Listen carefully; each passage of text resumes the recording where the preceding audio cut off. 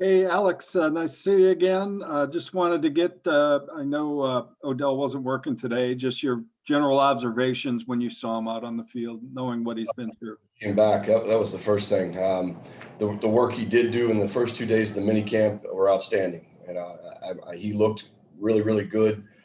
Says he's feeling better, feeling good. I know he's working his butt off, to be great. So really impressed with his ability to come back as quickly as he had.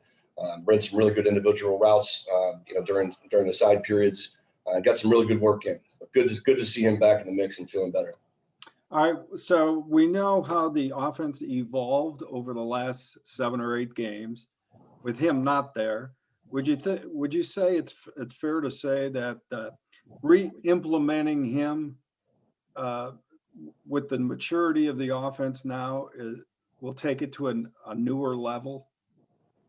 I certainly hope so. I mean, anytime you could add, a dominant athlete back onto the field into your offense, it's only going to help us. He's an elite player, and not having him out there, we had to fight and claw to continue to have offensive success. I know it's a lot easier when you have great players. Okay, thank you. Tony, you can have another question if you'd like. We're still waiting for a few more people to come into the room. Okay, good. Let me go to the Chubb and Hunt issue that Hunt's been here 2 years now, which 1 year with you. We know it wasn't a normal off season last year in preseason and training camp and all that. Having them, the two of them together in a more normal off season and preseason, will that help you guys maybe integrate both of them into even a different role together on the field? Absolutely. I think we felt very comfortable with how we used them last year. Kind of the 1-2 counter punches and keeping them both fresh as long as we could into each game. However, again, you want to put your most talented players on the field, and Kareem's definitely deserving of getting playing time along with Nick and certain packages. And those are things we've looked at in the offseason and will continue to grow. All right. Thanks, Alex. Thanks, Tony. We're going to go to Zach Jackson next. Hi, Alex. I asked Kevin this, and he said cadence came to mind. I asked Joel Batonio this. He said communication. So now that you had a spring and you've had a year with these guys, just asking for a specific example of a way that you guys are way ahead of where you were a year ago. Yeah, last year we came in for cadence, for example, and communication. Both of those are absolutely correct. Cadence, for example, we may have had 4 or 5 cadences going into training camp last year. By the end of the year, I think we did a cadence breakdown and we were close to 20. So we've evolved through the course of the season. We're way ahead of where we were last year. And as you get older in a system, more experienced within a system, the communication always becomes greater. So both of those would be correct answers. I mean, does that mean you can run more plays as you get more comfortable, or do you just get more comfortable with the ones you're really good at? That's the thing. It's really, you have a core group of plays and you try to refine that core grouping, and that's valid in the second year. We know the issues that come up and that present themselves to our core plays, and we know what we have to do to combat those issues. So just the second year in the system, without having to learn and adjust to what they do defensively. Now we've seen all those looks, and now we're ahead of the bar from where we were last year. Thank you. Thank you, Zach. We're going to go to Dan Lobby. Hey, Alex, kind of along the lines of what Zach was saying about running more plays and things like that. Were you happy with the pace of the offense last year? And do you think now that you guys have kind of been together, had in-person stuff, that maybe it could be a little bit faster, or is that even a goal? It's tough to put all of that in, put your system in and put different tempos and whatnot in a virtual off season. So that's been difficult, but it's an area that we always want to determine and dictate the tempo to the defense. So it's something that we have the ability to do now. And we've worked on some of those things. Okay. Thank you. Thanks, Dan. Our next question will go to Scott Pedrick. Hey, Alex. Did Tony ask you about Odell? Yes, he did. I got on late. Okay. Well, then I'll ask you about Jed Wills. Where do you think, when you go back and watch a film of his rookie year, where he can improve, and what kind of jump do you think he can take in year 2? Well, I think he understands what Coach Callahan and Coach Peters are asking of him now. The different set types. He's refining his skill and his craft out there. The biggest improvement for Jed overall would be pre-snap penalties. That's an area of emphasis for the offense, and that Jed had a tougher time than most with the cadence last year, but in his second year, I'm looking for a big jump from him there. Thanks. Thanks, Scott. Nate Ulrich, go ahead.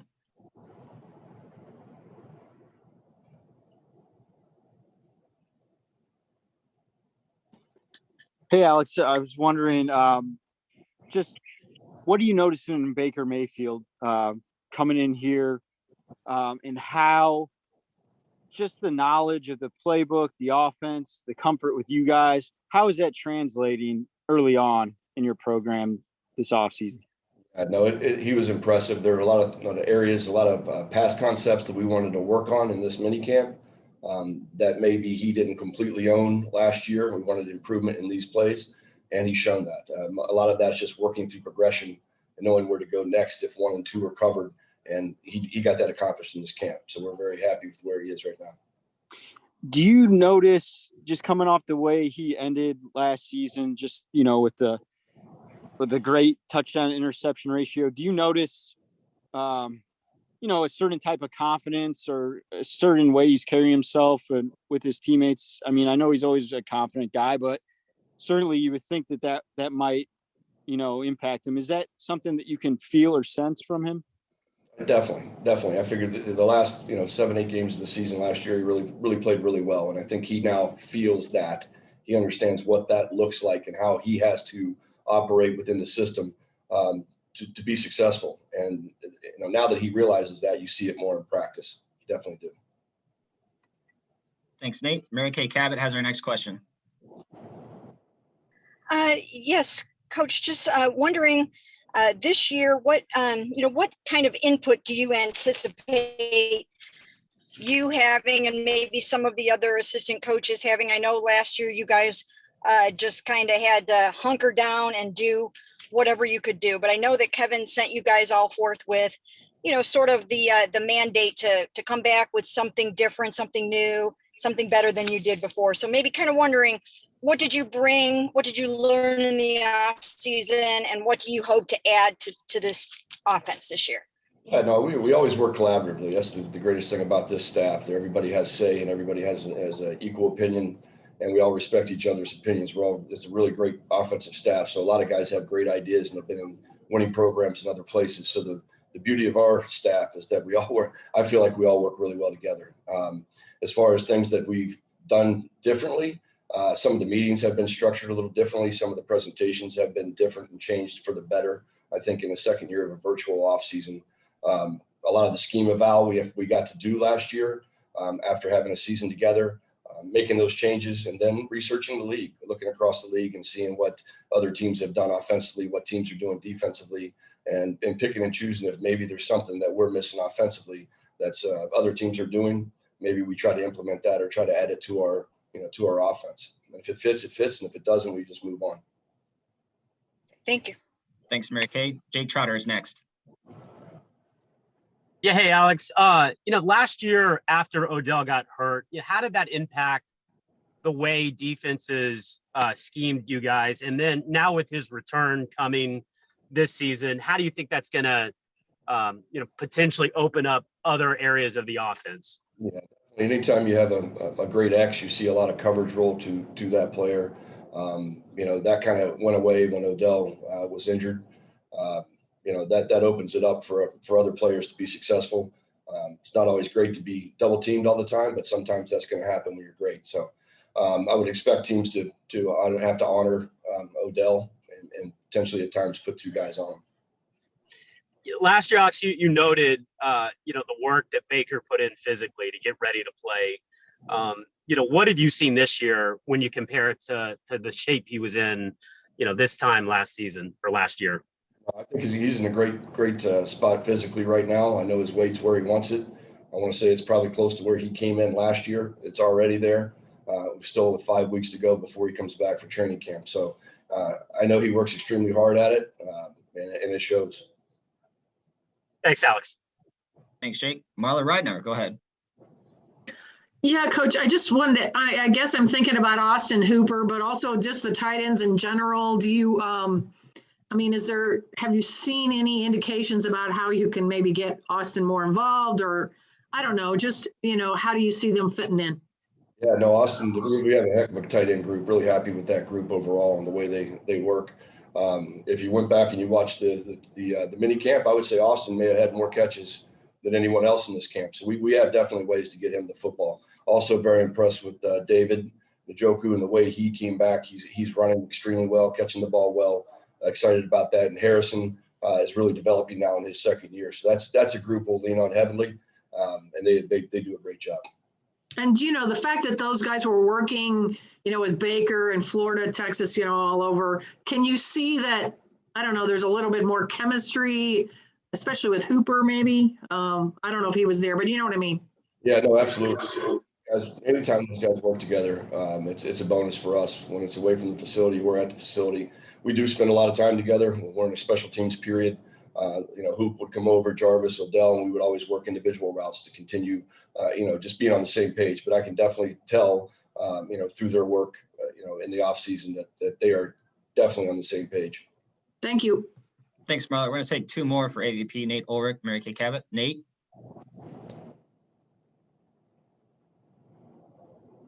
Hey, Alex, just real quick. I know you've been asked about Odell a few times, but was today just part of his, rehab program? Was this just a normal part of the plan? Normal part of the plan. We knew he was going to work 2 days and take this day off. So we got some really good work from him yesterday. Okay. And then I had one other quick one. Are you willing to call Demetric Felton a receiver yet? Because I know he started off at running back, rookie minicamp, but every time I look over there, he seems like he's working with the receiver. So where are you guys at in his evolution? And is it fair to call him a receiver? He's a running receiver back right now for us. So the good news is he can play in both spots and gives us some flexibility.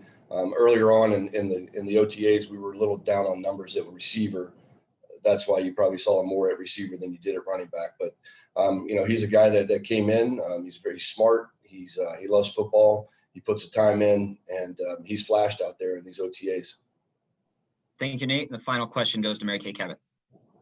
Yeah, Coach, I'm sorry if you answered this already, but some of us were still walking out of practice to our cars here in the parking lot. So the question is, with Odell, there was just so much talk last year, obviously, about, how Baker seemed to play freer and looser, without Odell, and that his numbers were so much better without Odell.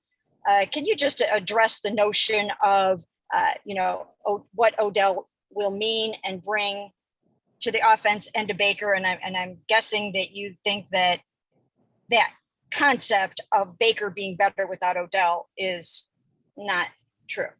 I think Baker was better as the season went on, whether it had been Odell or not, had been on, still out there. He started to understand the offense more, understand what we were asking him, got his footwork right.